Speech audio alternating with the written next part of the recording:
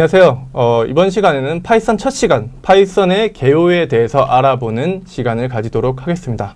파이썬, 사실 여러분께서 이제 처음 프로그래밍을 배우시는 분도 계실 거고 이미 파이썬이란 이름을 많이 들어보시는 분도 계실 거고 다른 프로그래머에 굉장히 능숙하신 분들도 계실 것 같은데요. 파이썬은 사실 1991년에 기도 반 로썸이라고 하는 네덜란드 개발자가 발표를 한 프로그래밍 언어입니다. 처음에 기도 반 로썸은 플랫폼 독립적이고 인터프리터 언어의 객체 지향 언어, 그리고 동적 타이핑 언어의 특징을 가진 언어를 개발하겠다라는 목표를 가지고 개발을 했다고 하는데요. 사실 이런 개념들은 지금은 모르셔도 별로 상관이 없습니다. 나중에 아시면 되고, 처음에는 이제 C 언어로 구현이 됐었고요. 그 C 언어가 지금의 이제 파이썬으로 개발돼서 사실 이제 파이썬을 개발하는 그런 개념도 있는데, 그런 개념들은 지금 모르셔도 돼요. 기도 반 로썸이라는 사람은 굉장히 재밌는 사람 중에 한 명인데, 소위 이제 연예인 또는 레전드라고 하죠.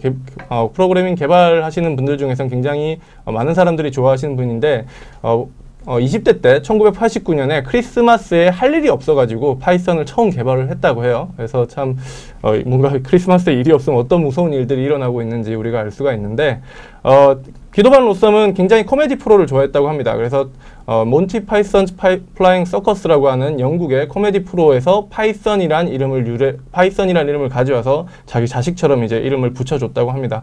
구글에서 상당히 오래 근무를 했고요. 이동 후엔 드랍박스에서 현재 근무하고 있는 걸로 알고 있습니다. 기도 반 로썸은 재밌는 일화들이 많은데, 여기 보시면 이제 기도 반 로썸이 구글에서 일할 때 누군가 이렇게 메일을 보냈다고요. 누군가 이제 너가 이렇게 구글 검색을 해보니까 너가 굉장히 파이썬의 전문가처럼 보인다. 우리랑 같이 일해보지 않을래? 라고 얘기를 했다고 해요. 그래서 기도 반 로썸이 이 메일을 보고 내가 파이썬의 전문가가 아니라 내가 파이썬을 만든 사람인데 그렇게 생각을 하면서 그 일에 별로 관심도 없고 난 가능하지도 않다 이렇게 답장을 보내고 이걸 트위터에 올려서 굉장히 개발자들 사이에 이슈가 됐던 적도 있습니다. 파이썬이라는 건 사실 아까 영국의 코미디 프로에서도 나온 얘기지만 영국의 코미디 프로 외에도 실제로 이제 여기 파이썬이라고 하는 신화 속에 나오는 뱀, 그리고 실제로 보아뱀이죠. 보아뱀의 어떤 모양을 형상화한 거라고 하고요. 그 다음에 파이썬의 로고도 이렇게 뱀 두 마리가 겹쳐 있는 것을 보실 수가 있습니다. 그래서 이제 가끔 이제 파이썬의 그 책 같은 데 보면 뱀이 굉장히 많이 나오는데 그게 이제 파이썬이 원래 뱀의 이름에서 따온 거기 때문에 그렇다고 하고 있습니다. 앞에서 우리가 잠시 얘기했죠. 파이썬의 특징들에 대해서 얘기를 했는데 플랫폼 독립적인 인터프리터 언어다 라고 했는데, 사실 처음 프로그래밍을 배우시는 분들은 이게 무슨 말인지 하나도 못 알아들을 것 같습니다. 그래서 간단하게 설명을 해주면, 플랫폼은 오퍼레이팅 시스템, 보통 이제 컴퓨터에서 OS라고 하는 오퍼레이팅 시스템을 얘기하는 거고요. 윈도우나 여러분 휴대폰에 들어가는 안드로이드, 리눅스, 맥OS, iOS 이런 것들이 바로 OS, 운영체제라고 합니다. 그래서 우리가 플랫폼 독립적이다라고 하면 이런 운영체제에 관계없이 이 파이썬 프로그램이 돌아간다. 파이썬 프로그램이 작동한다 라는 얘기고요. 그러니까 혹시 C를 짜보신 분들은 아시겠지만 C는 컴파일러 언어이기 때문에 한번 플랫폼에 들어가서 한번 각 OS에 들어가서 변환을 해줘야 돼요. 컴파일을 시켜줘야 되는데 파이썬은 그거랑 상관없이 코드만 짜주면 파이썬으로 실행을 바로 시킬 수가 있죠. 두 번째로는 인터프리터 언어입니다. 이게 이제 우리가 간단하게 얘기하면 통역기와 번역기의 차이를 얘기할 수가 있는데, 인터프리터는 통역기에 가까운 언어라고 보시면 되는데 소스 코드를 바로 실행할 수 있는 언어입니다. 앞에서 우리가 컴파일러라고 얘기를 했는데 그 두 개를 좀 비교를 해드리면요. 컴파일러 언어는 먼저 소스 코드를 기계어로 번역을 하게 됩니다. 그래서 기계어로 번역을 해서 해당 플랫폼에, 해당 OS에 최적화되어 프로그램을 실행을 할 수가 있습니다. 그리고 실행 속도가 굉장히 빠르고요. 보통 C나 자바나 C++, C# 같은 언어들. 그러니까 전통적으로 2000년대 중반까지 굉장히 많이 쓰였던 언어들이 이제 컴파일러 언어고, 지금도 굉장히 많이 쓰이고 있고, 지금도 대부분의 우리 시스템은 이 컴파일러 언어로 많이 들어가게 되는데, 이제 인터프리터 언어들은 이거랑 좀 다르게 번역 과정이 없는 거예요. 그러니까 컴파일러 언어는 일단은 우리가 영어로 해리포터 책이 나왔으면 그 해리포터 책을 각 나라의 번역가들이 한번 번역을 해주죠. 그러면 그 읽는 사람들은 번역된 책이기 때문에 굉장히 편하고 빠르게 읽을 수가 있을 거예요. 근데 그 번역하는 과정이 좀 시간이 걸리는 그런 단점이 있을 수도 있죠. 근데 인터프리터 언어는 그런 게 아니라 해리포터를 영어로 누가 읽어주면 바로 그 옆에서 통역을 해주시는 분이 한 줄 한 줄씩 통역을 해주면서 이제 이해를 하게 되는 거예요. 그렇게 되면 어떻게 보면은 뭐 그 사람이 바로 옆에 있기 때문에 바로 책이 나오자마자 이해를 할 수는 있을 수도 있겠지만 그 한 줄 한 줄 번역하는 시간이 굉장히 오래 걸리고 비용도 굉장히 많이 들겠죠. 여기서 비용이라고 하면 컴퓨터의 리소스를 좀 더 사용하게 되는 그런 비용들이 분명히 있습니다. 그래서 간단히 작성이 할 수 있지만 하고 메모리가 비교적 적게 필요한 부분도 있지만 실행 속도가 좀 느리다는 측면이 있고요. 소스 코드를 실행 시점에서 해석해서 컴퓨터가 하기 때문에 컴퓨터 프로그램 사용하는 입장에서는 조금 컴파일러 언어랑 다르게 느껴질 수가 있습니다. 그래서 요즘에는 이제 굉장히 인터프리터 언어들이 굉장히 많이 득세를 하고 있고요. 파이썬이나 스칼라, 자바스크립트 같은 인터프리터 언어들이 최근에 굉장히 많이 사용이 되고 있습니다. 요거는 뭐 아셔도 되고 모르셔도 되는 내용입니다. 사실 뭐 컴공과 컴퓨터 공학을 전공하지 않으신 분이라면 이제 컴파일러를 보시면 소스 코드가 이렇게 있는데 이 소스 코드를 컴파일러라는 곳에 보내줘서 이렇게 그 컴퓨터 각 OS가 이해해 줄 수 있는 언어로 바꿔줘요. 그 다음에 그 OS가 이해해 줄 수 있는 언어를 다시 CPU가 이해해 줄 수 있는 언어인 어셈블러로 바꿔줘서 그걸 CPU에 던져주게 됩니다. 인터프리터 언어는 이런 가정이 없이 바로 CPU에 던져주는데 사실 없는 건 정확하게 아니고요. 이런 과정이 한 번에 이루어지기 때문에 사용자 입장에서는 없는 것처럼 보여지는 거예요. 뭐 굳이 모르셔도 되는 내용이지만 이렇게 컴파일러 언어와 인터프리터 언어의 차이가 있고 과거에는 우리 컴퓨터의 성능이 그렇게 좋지 않았기 때문에 대부분의 경우 컴파일 언어들이 득세를 했습니다. 근데 최근 들어서 컴퓨터가 굉장히 빨라졌고 과거의 어떤 그 대형 시스템, 대형 뭐 흔히 워크스테이션급 컴퓨터들이 일반 PC에 다 들어오고 있기 때문에 이제는 인터프리터로 된 언어들도 굉장히 많이 사용하고 있다는 것을 여러분께서 좀 아시면 될 것 같아요. 저는 그렇게 생각해요. 과거에는 컴퓨터의 자원이나 컴퓨터의 시간이 굉장히 중요했다면 지금은 인간의 시간이나 인간의 자원이 굉장히 중요하기 때문에 인간의 시간을 줄일 수 있는 방향으로 진행이 되고 있다. 그래서 인터프리터 언어는 컴파일러 언어에 비해서 굉장히 간편하고 간단하더라라는 얘기를 말씀을 드리고 싶습니다.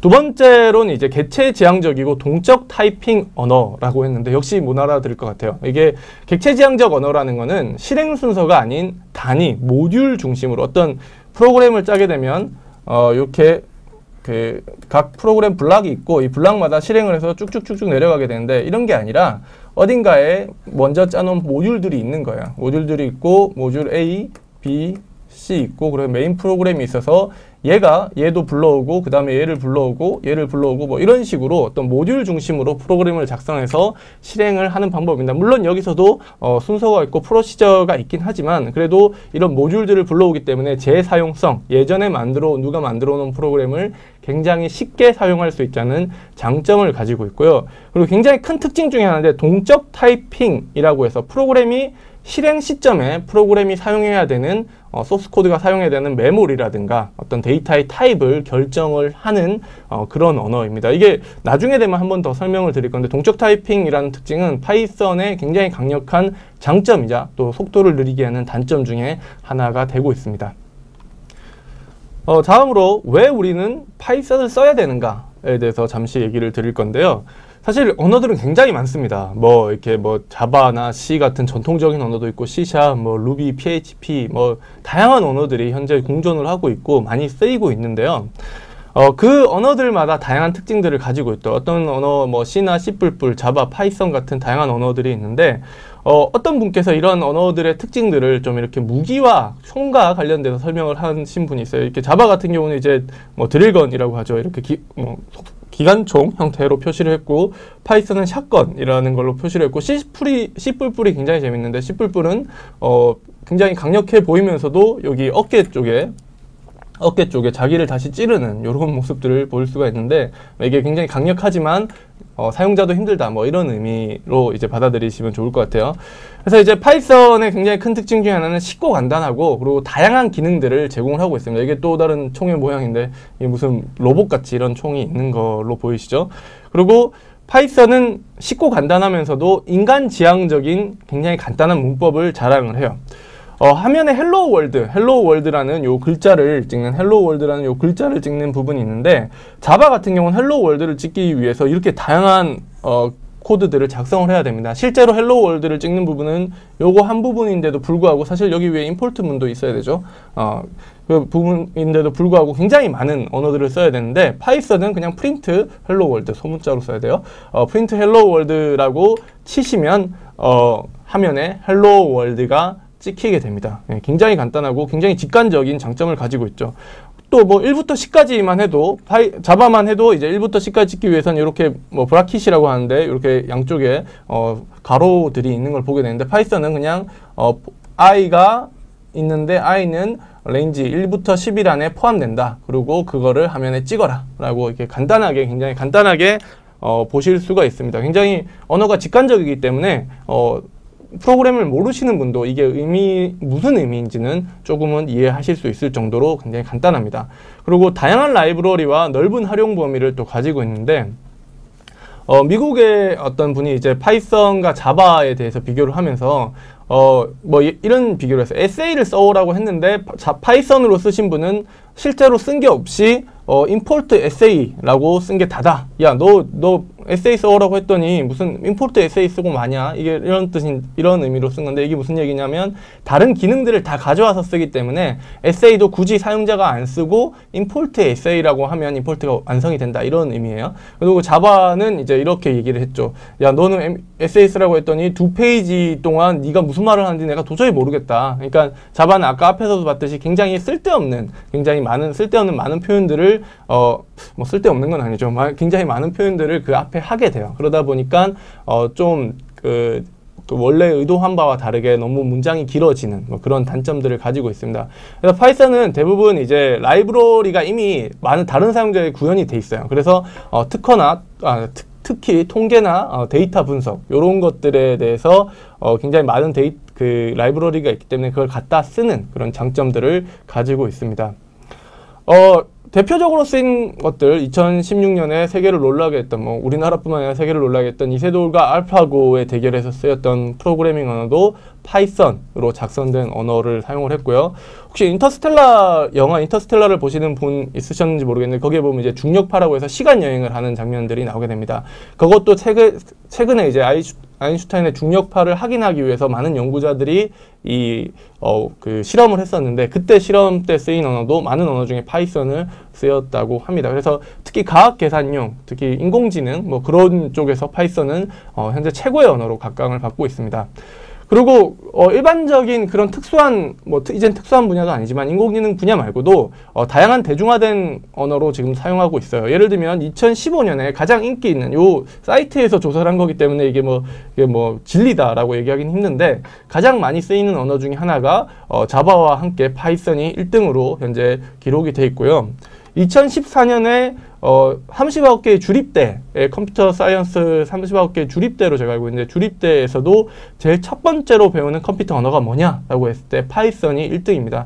2000년대 중반, 그러니까 2000년대 초반 중반 제가 대학에서 공부를 할 때만 해도 자바라는 언어가 이제 거의 메인으로 올라섰는데 다시 파이썬으로 변화하고 있는 그런 시점이라고 보시면 되고 혹시라도 오해하실까봐 그렇다고 뭐 자바보다 파이썬이 훨씬 낫다 이런 건 아닙니다. 여전히 우리나라에서 많은 시스템들은 자바를 통해서 돌아가고 있고 단지 파이썬이 처음으로 언어를 배울 때 굉장히 강력하고 쉽게 배울 수 있기 때문에 파이썬을 권장을 하는 거지 자바를 배우기 필요가 없다거나 뭐 C나 자바는 이제 의미 없는 언어다 이런 의미가 아니라는 것을 좀 알아주셨으면 좋겠습니다.